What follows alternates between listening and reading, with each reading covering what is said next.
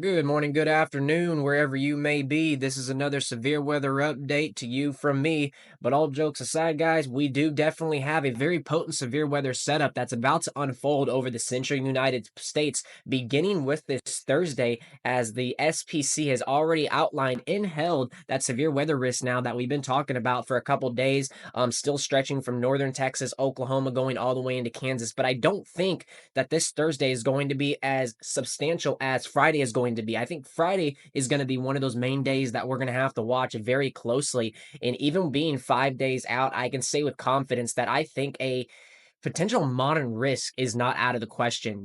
There's still some things to be decided and figure out, and for the models to get a better handle on. But I do think that this Friday is going to be much more substantial, and we also now have that day 6 outlook, pretty much for the same areas. 3 days in a row, and it really kind of back builds as that new storm system develops, new low pressure coming over the Rocky Mountains and starts ejecting east. And after that, it looks like we'll finally have a break. Hopefully that next following Monday, a week from now. But until then, we're dealing with back-to-back severe weather days, all modes, all hazards on the table.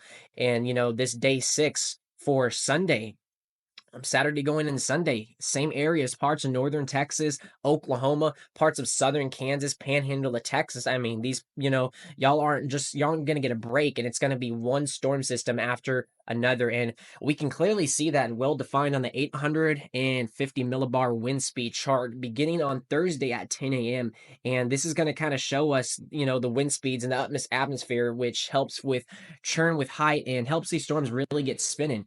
And, as we put this into motion here, we can definitely see around Thursday, 4 p.m. Definitely starts kicking off. We've got 40 knot, 850 mar low level jet kicking in here. We go to 7 p.m. It's definitely kicking in. 10 p.m. and you can really see, I mean, it's, just cranking 57, 6, almost 60 knots.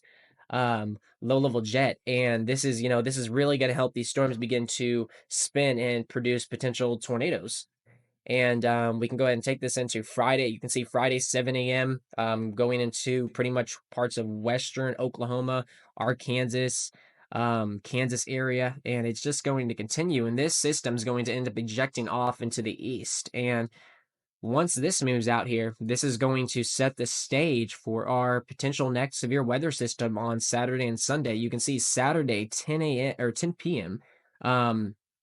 Already building back in. We're already getting a low level jet cranking 56 knots, almost 60 knots now, and it just really intensifies. I mean, look at that. That's pretty impressive right there. All through southern Texas, all the way up to Oklahoma, and that's going to be our next storm system. And we can see that as well on the 850 millibar temperature anomalies. And this is going to kind of show us really where those warm temperatures are versus the colder temperatures. Because when looking at the surface, there's going to be a lot of variation, and you're not going to really get a good idea of where those upper temperatures are. And this is really going to help, really lift these storms up and grow.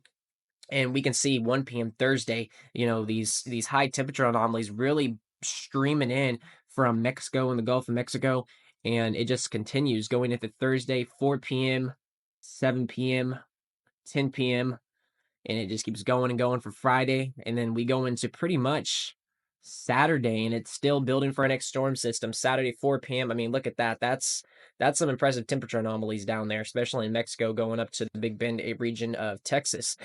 And if we go ahead and take a look at our dew points, we can also see this as well. And this is kind of show us, how much moisture is in the atmosphere and how much energy these storms have to tap into. And you can clearly see, this classic dry line setup on Thursday, 2 p.m. here.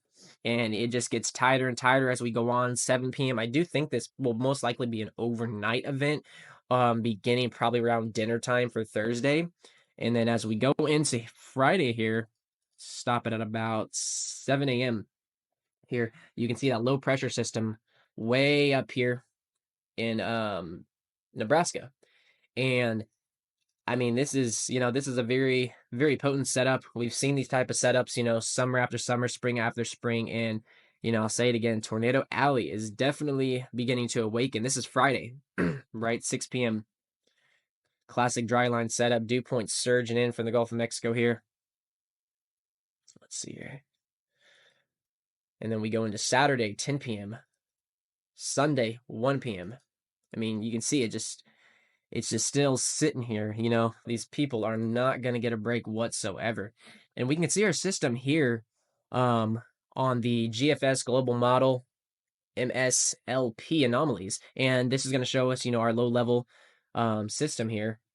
And this is going to start out on Thursday, 10 a.m. You can see a 9099 just north of the Rocky Mountains, north of Colorado. And as we go into 1 p.m., it definitely starts strengthening into a 994 low level system here. And let's continue going here in time. Let's see. And I think we get all the way down to a 988 low level pressure system here, sitting over Nebraska. And this is on Friday, 4 p.m. This is the day I think that is really, really going to be one of the main days we got to watch. And definitely a strong storm system here, sitting over Nebraska. I think there will be a moderate risk somewhere issued for parts of Kansas, maybe even Iowa or Nebraska as well. And as we continue to play this forward in time, y'all can see this one's going to get ejected off to the east. And then for Saturday and Sunday, we're going to have that next system build in over the Rocky Mountains and get ejected off at ease as well. And this is going to be another storm system that we're going to have to watch for Saturday and Sunday, going all the way down to a 9, maybe a 995. I don't think this is going to be as strong as the one on Friday, but it's definitely something concerning. It's definitely going to have to be something we watch. Another thing where you can look at too, going back to the Cape, convective available potential energy. Like I mentioned previously, this kind of shows how much energy is in the atmosphere these storms to grow. They need, just like us, we need food, we need water. If we don't have any of that, then we're just not going to be able to grow and we're not going to have the energy. So same for these storms, they got to have something to feed off. And this is what this chart kind of shows us. And you can see down here, generally you only need about 1,000 joules to 1,500 joules per kilogram for thunderstorms, even severe thunderstorms. And, if we look here, 10 a.m. Thursday, already in the morning, we've got well over 2,200 pushing 2,200 Cape joules per kilogram, and we can continue taking this forward. And I mean, 7 p.m. Thursday, we're pushing 2,600 joules per kilogram of Cape up here in the Panhandle of Texas, where that dry line's going to be, where that storm system's going to be. I mean, that's definitely enough energy. These storms are going to have plenty of energy. I don't think they're going to struggle. I don't think, especially for Friday, there is definitely not going to be an issue when it comes for these systems building. I don't think there's going to be a cap in place or anything like that. Friday, 1 p.m., 2,500, the same. Going into pretty much late Friday, early Friday evening, 7 p.m., and we've got Cape almost pushing 3,000 joules per kilogram in Oklahoma, right? And then we go to our next storm system that's going to be taking place on Saturday and Sunday. And you can clearly see for this day, a lot more energy, a lot more energy. It's not as a strong a strong storm system, but we definitely got a lot more energy, especially up here in northern Texas, almost near Texarkana, pushing 3,600 joules per kilogram. I mean, that's impressive. That's a lot of energy for these storms to really get going and continue blowing up. But it's going to be an interesting setup, guys. Just wanted to jump on here, make another video update for y'all. Hopefully the sounds a little bit better. We finally ended up getting a new microphone, so we got a new setup today. So testing. Hopefully we sound a little better today. We're working on a better setup, getting more monitors and everything like that, and hopefully, be able to create a better experience for y'all as well, and also have a streamline for when it comes to the workflow and how we do these videos and everything like that. It's been, definitely the past couple days have been tiring, just trying to stay on top of this. It's going to be a tiring rest of the week. We're going to be out there storm chasing back to back, probably getting absolutely no sleep. So if my speed just kind of splurged today, that is why. It has just been exhausting. A million things revolving around a million things right now. But anyway, guys, I love y'all. I appreciate the support. Definitely stay tuned, as we were going to be chasing this, and I'll be posting those videos up on the YouTube as well as TikTok, hook_chasers. Definitely check that out, and I will see y'all.